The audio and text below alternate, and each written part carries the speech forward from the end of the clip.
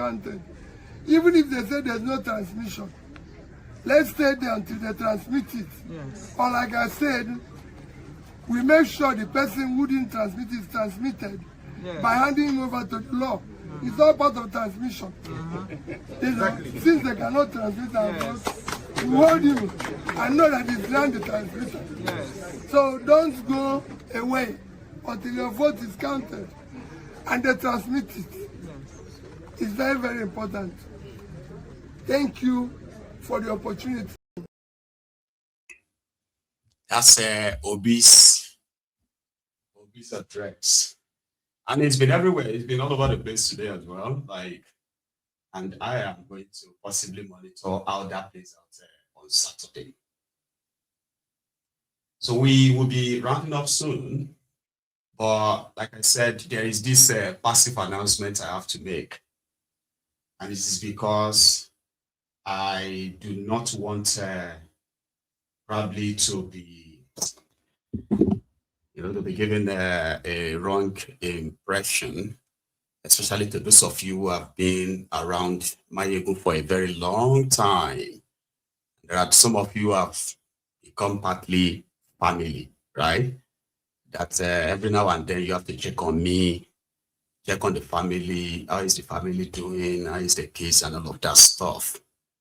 So that's why you have to know this. And after saying this, I'll probably have you to please, let us talk about it anymore. Okay. So the thing is that myself and Advocacy, we are no longer together. Okay. Just in case, if for any reason, some of you stumble on something that probably makes you look at, this is strange. So in the last few months, we have decided to go our separate ways while we keep taking care of the case in that sense, okay? So when people ask me, how is Advocacy, I just say, well, she's fine. I'll probably still be saying that to you, right? But right now she is no longer Advocacy. I am Maiyegun. That's that. So let us continue. So the next part of this gist is going to be similar, political. I think it was 2 days ago that I told you about one APC leader. I actually shared it with you. There's an APC leader who got beaten in Akure by the thugs loyal to the state governor, and he was there telling him that it's pretty much going to ride. That's not the only thing. So they are currently, I think, they are doing their party congresses or something at the local level, in that sense, right? Where delegates also have been elected or something. And recently, you know that they have had new guys who have joined their APC from the other parts. So this is in Delta.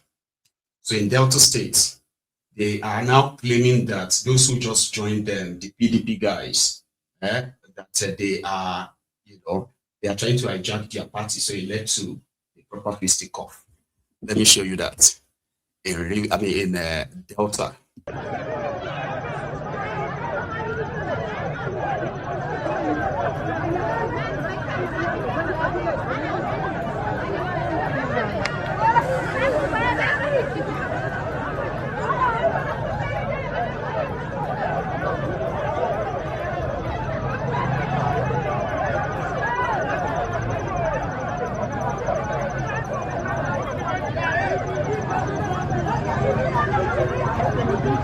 The AJ Shema, remove the AJ secretary, woman leader, youth leader. They remove virtually all the SOs, all the ward chairman, ward secretary, ward everybody. They changed them with PDP that came to APC. And as a matter of fact, PDP still exists in Okpe. So they still have their people intact.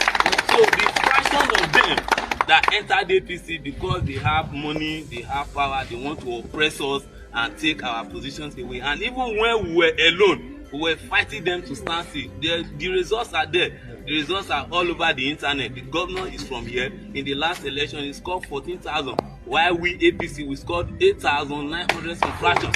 So the margin isn't that bad. And all that for a governor who contested in his own local government. But yet, the people you came to me, you say they are not existing. But The result of the last election showed we want to remove it. We say no to it. So we want to use this medium to appeal to the national chairman of the party, the national working committee of the party, to look properly into Okpe local government, what is happening in Okpe local government. We say no to this injustice.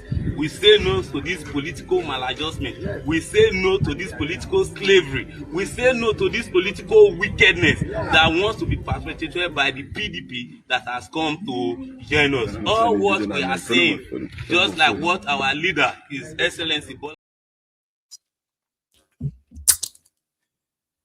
Again, somebody once said, including myself, somebody once said that the most lucrative job in Nigeria is politics. That's why you're going to see a lot of able-bodied men and women, right, dissipating their energy, fighting for the crumbs that falls from the table of these politicians and all of that in the name of political party, this and that. You never really, you know, because it is the only real, kind of like a real job that has employed them in mass. The one that you can keep a lot of them with, you know, peanuts. They'll still get things done for you. Right. My time is rounding up, and somehow I kind of like, I'm feeling cold. So I've put on my, what do you call it? I've put on my eating. So hopefully it comes up early enough than warm me up. So, well, let's go to Abia. Alex Otti is said to be doing his own birthday. The wife of the guy who has publicly declared that his one mission is to help remove him as the governor of the state in 2027. Ben Kalu, his wife, was there. So was Pastor Ruga, the Kenneth Shatabandu, right? First, Ben Kalu's wife, right? Congratulating Alex Otti on his birthday. Then we're going to see Pastor Ruga after that.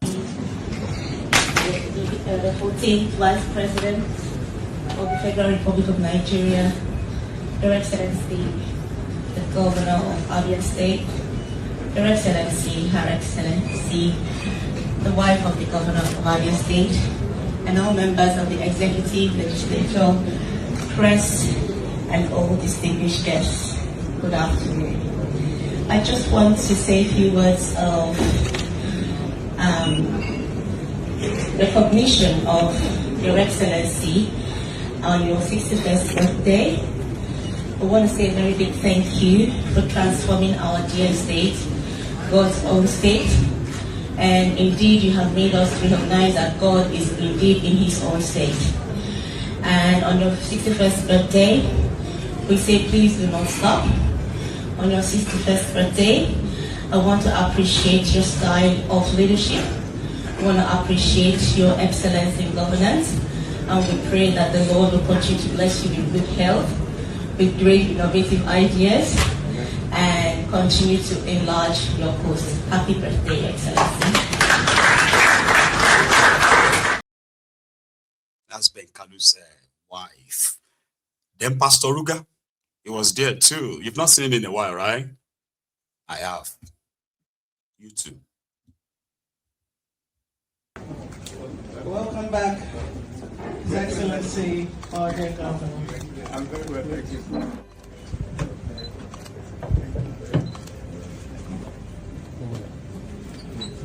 While we're standing.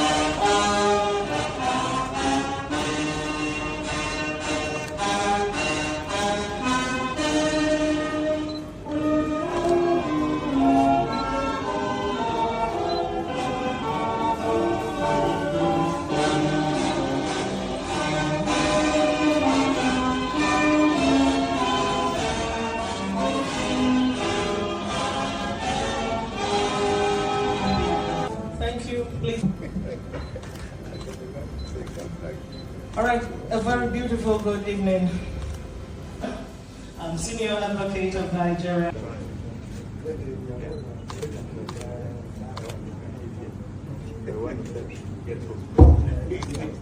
I must say that I'm extremely proud of the work that you have done as governor so far. You you have lived up to the expectations that you promised us. And I'm not talking about the people. No, and you promised us, your friends. And I must say that I'm especially pleased to be associated with the success that I've seen, even in the very short time that I've been here. Okay, thank you very much.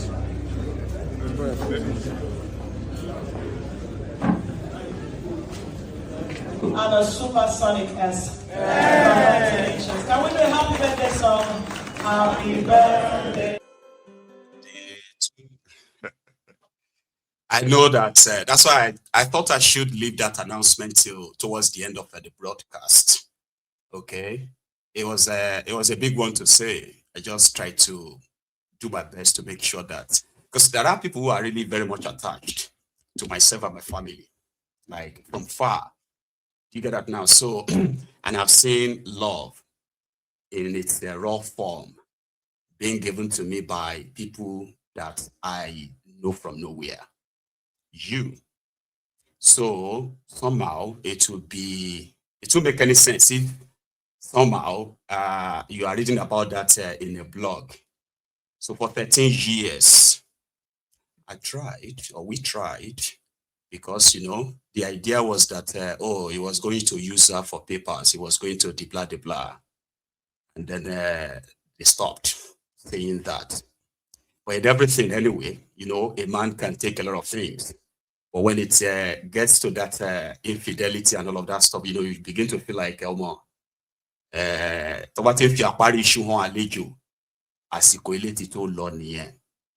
between me that you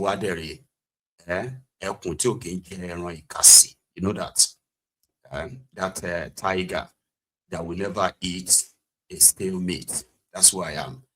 And then all we just have to care about now is you know, the kids, and then me eating my breakfast on the side. So don't worry, I'll be fine. It's been like that for months, and I've still been very much here. I just thought that when people send me messages asking about another, you know, people will actually really do send their gifts to her, to the children and all that. So it won't make any sense to keep that away from you. So everything else, right? Just respect. I don't even know if I can tell you respect my family and all that, because that is up to me. So before we round it up, right? Yesterday in the Israeli parliament, there were members of the Israeli parliament who decided to add their own voice into the advocacy for Biafra. It was quite, you know, very, very much beautiful, because those who are the IPOB members who are present in the gallery, they were like there on the gallery while the session was going on. So they got their recognition, and afterward, one of them spoke to camera just to tell us what really happened inside that, what do you call it, inside their chamber. Yeah, it's quite long. Well, hello, everyone. Sorry about that. They were not speaking English in the parliament, so they were actually speaking Hebrew or something. But here is somebody who can tell you how that happened. The message to Mazi Namdekanu, who was also very much mentioned in that conversation. Shalom, everyone. Shalom, first of all, our leader, Mazi Namdekanu. I hope that you will be happy to see this video, because we are doing it with our heart. Everything that we are doing is for Biafra and for you. Big promotion to you for our hearts. Me and my coordinator here, Mazi Victoria General Below. Today we made history in Israel. After 56 years, the Knesset, which is the Israeli parliament, spoke about Biafra. Spoke about the humanitarian situation in Biafra, spoke about the situation, spoke about their killings, the massacres, and how there is urgent need, how much there is an urgent need for Israel to step forward because of values of life that we share, we cherish and share so much, to step forward and defend all Biafrans. So from this Nigerian modern machine. Exactly, yeah. And the person who spoke for us was the Minister of Welfare, Mr. Jacob Mergi. And he was wonderful. When he spoke, the way he spoke with passion, I was too emotional. I even cried because it was really too emotional the way he spoke. Exactly. And then our Deputy Minister of Foreign Affairs, she stood up. It was wonderful. She was okay also, and she spoke about the empathy that the Israeli government has for the situation in Biafra, and she urged the Knesset members to do another discussion. Even at her office, they will decide on which committee they will take our case, so that we will work. We will have working groups just for Biafra, to promote the situation of Biafra, to promote it forward. Who knows? Maybe it will lead to freedom very soon.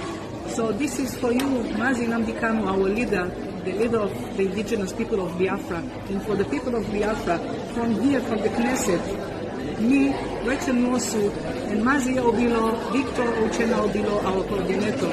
We thank God, we thank Elohim for this day, for this history. So that is what it is. There is nothing I need to add. She has said it all. Today is a wonderful day. History in the making. Before now, there is nothing whatsoever of this nature that has happened in Knesset today that is taking place. It is a big knot that we cracked. And I want to thank Chico Kadiama, and at the same time I want to thank this woman. And I'm also thanking the wonderful woman in Lobbies. Her name is Heidi Moses. She's the one that is pushing us. She's our vehicle right now, and we are enjoying the ride. So I always say that I'm not satisfied. I'm not satisfied, and I'm pushing her more and more and more. At the end, the chairman of the parliament even called Nazi Obiro's name, and he stood up to say hi to the parliament members. So we are recognized. This is something else. We are recognized officially and constantly. IPOB is officially recognized at the Israeli parliament. This is something very huge, very, very huge. So you people must know that we are on the right way. And the Speaker of the Knesset. And the Speaker of the Knesset himself ran to sign some members just for Biafra, sign on the document, on this special document for this urgent agenda. He saw a special letter that he received, and this letter just made him to jump from his chair, and he himself went from a parliament member to another and gave them documents to sign, and this is how we are here today making this history. We want to thank Michael Biton. We want to thank also the Knesset member, Michael Biton, Limor Son HaMelech, and Meir Cohen, who stood beside us, together with us, and they will still supporting us, and they will still go with us to every working group. And Jacob Mergi. And also specifically and especially to Minister of Welfare, Mr. Jacob Mergi. Thank you very much from the bottom of our heart. All hail Biafra, all hail Israel, all hail Mazi Namdekanu, all hail Mrs. Heidi Moses. Let me add a little bit. This names that you just mentioned, in case I'm not, I will say she's speaking for me. I agree with every single thing that she's saying, but I want to extend my greeting to you and to every other person that we did not mention their name. Also to Jonathan, your assistant. Thank you. Jonathan Segev. And Noi Bitush. Yes, and you, Mama Rachel, what you do here, Mama Biafra? You're running, you come every week. You're running like a 30 years young woman. I want to be in your age like you. She's amazing. Thank you, Victor. Victor Obilo. Maybe we have to receive any praise. Thank you to all of you that are doing it. We're doing that together. We are. In the Judaism, you say Israel Aravim Ze Lazeh. It's not Israel a guarantee for only for Jews. No, for everyone. I understand it, but I'm not the kind of person that picks how will I say, gratitude? Or I want it at the end of it, or whatever I can take, I take. But for now, it is you. Thank you. And she said that maybe in the end we will be lobbyists like her too. Yeah, could be. I'll prepare you for your job, and you'll fight. Oh, you do I call. Oh, Mary,